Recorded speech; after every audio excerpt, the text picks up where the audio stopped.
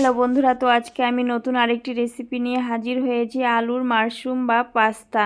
তো আলুর তো নানান রকম কিছু না কিছু রান্না করাই হয়, সবাই সব রকমের কিছু না কিছু খেয়ে থাকে। তো আজকে একটু নতুনভাবে আমি বানিয়ে আপনাদের সাথে শেয়ার করব। তো এখানে আমি দুটো মিডিয়াম সাইজের আলু নিয়েছি। আলুগুলোকে এখন আমি সুন্দর করে ছুলে ধুয়ে নেব। তারপর আমি এই আলু দুটোকে কিউব করে কেটে নেব, ছোট ছোট করে কিউব করে কেটে নিব, যাতে আমার সিদ্ধ করতে সুবিধে হয় আর খুব তাড়াতাড়ি হয়ে যায়। তো এইভাবে আমি গরম জল বসিয়ে দিয়ে সিদ্ধ করে নিয়েছি। আলুগুলোকে একদম মিহি সিদ্ধ করেছি। এইভাবে আমি চামচের মাধ্যমে ম্যাশ করে নিব। তারপর এখানে আমি হাফ টিস্পুন লবণটা আপনারা আপনাদের টেস্ট অনুযায়ী ব্যবহার করবেন। সামান্য আদা কুচি আর সামান্য তেল দিয়ে, আর এখানে আমি কিছু তিল ব্যবহার করব। তো তিলটাকে আমি কিছুটা ভেজে নেব। ভেজে নেওয়ার পরে এই আলুগুলোতে আমি অ্যাড করব হাফ চামচের মতন। তারপর আমি সামান্য তেল দিয়ে খুব সুন্দর করে আলুগুলোকে মেখে নেব, যাতে দানা দানা ভাবটা না থাকে। হাতের মাধ্যমে খুব সুন্দর করে মেখে নিব। আর এখানে আমার লাগবে কর্নফ্লাওয়ার বা ময়দা।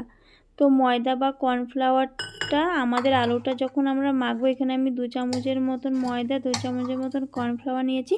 তারপরে আলু মাখার পরে আরও কর্নফ্লাওয়ার লাগবে কিনা সেটা বোঝা যাবে। তারপরে আমাদের আরও কর্নফ্লাওয়ার অ্যাড করতে হবে।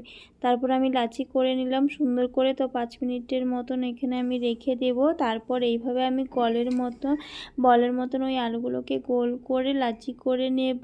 তারপর একটা বোতলের মাধ্যমে এইভাবে মাশরুমের শেপ দেব। তো দেখুন এইভাবে মাশরুমের শেপ দেব। তো তেল লাগিয়ে নিব বোতলের মাথাতে এইভাবে, যাতে আলুগুলো শেপগুলো খুব সুন্দর আসে। তো দেখুন এইভাবে খুব সুন্দর আসে, মাশরুমের মতন হয়েছে। তো আমার রেডি। এখন আমি এগুলোকে গরম জলে সেদ্ধ করে নেব। তো এখানে আমি একটা প্যান নিয়েছি, গরম জল বসিয়ে দিলাম। তো জলটা গরম হয়ে এলে আমি ওই বানিয়ে রাখা মাশরুমগুলো জলে এক এক করে ছেড়ে দেবো। আর এখানে আমি হাফ টিস্পুনের মতন তেল ব্যবহার করেছি, যাতে মাশরুমগুলো একে অপরের সাথে লেগে না যায়। তো এইভাবে আমি গরম জলে এখন ছেড়ে দিয়ে সিদ্ধ করে নেব 5 মিনিটের মতন। তো এখানে আপনারা আটা ব্যবহার করবেন না, কারণ আটা ব্যবহার করলে অনেক সময় মাশরুমগুলো খুলে যেতে পারে। তো সেই জন্য এখানে ময়দা বা কর্নফ্লাওয়ার ব্যবহার করার চেষ্টা করবেন। তারপর আমি সিদ্ধ করার পরে এরকম গরম জল থেকে তুলে নিয়ে ঠান্ডা জলে এরকম কিছুক্ষণ ডুবিয়ে রাখবো। তারপর এগুলোকে আমি জল ঝরানোর জন্য একটা ছাকনাতে তুলে রাখবো। তো এইভাবে আমি এক এক করে ঠান্ডা জলে সবগুলো দিয়ে দিব। তো দেখুন, তো আমার আরেকটা বাউলে আরও আছে। তো এখানে আমি কাঁচা লঙ্কা আর ধনে পাতার কিছু কুচি ব্যবহার করেছিলাম, সেই জন্য এগুলো এরকম সবুজ সবুজ যে দেখা যাচ্ছে। তো এইভাবে আমি একটা ছাকনাতে রেখে দেব জল ঝরানোর জন্য। তারপর এখানে আমি গার্লিক চিলি অয়েল রেডি করব। তো এখানে আমি 1 চামচ চিলি ফ্লেক্স নিয়েছি, হাফ চামচ শুকনো লঙ্কার গুঁড়ো, হাফ চামচ লবণ, হাফ চামচেরও কম গোলমরিচের গুঁড়ো ব্যবহার করব। তারপর আমি একটা পাত্রে তেল গরম বসিয়ে দিব। তো এখানে আমি সরষের তেল ব্যবহার করেছি, আর সামান্য একটু চিনি দিব ঝালটাকে মেনটেনেন্স করার জন্য। তো এখানে আমি গরম তেল ঢেলে দিলাম। তারপর এখানে আমি 2 চামচ সয়া সস, 2 চামচ টমেটো সস ব্যবহার করব। তারপর কিছু কাঁচা লঙ্কার কুচি ব্যবহার করব, কিছু ধনেপাতার কুচি ব্যবহার করব।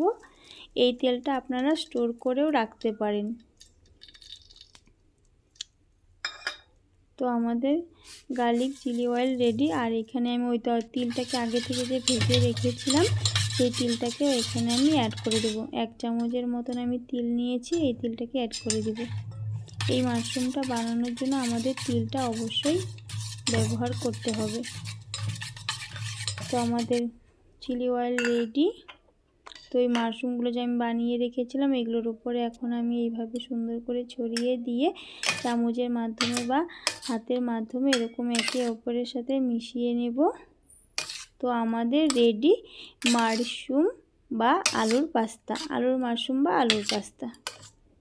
তো কেমন হয়েছে লাইক কমেন্ট শেয়ার। তো আমাদের রেডি আলু পাস্তা।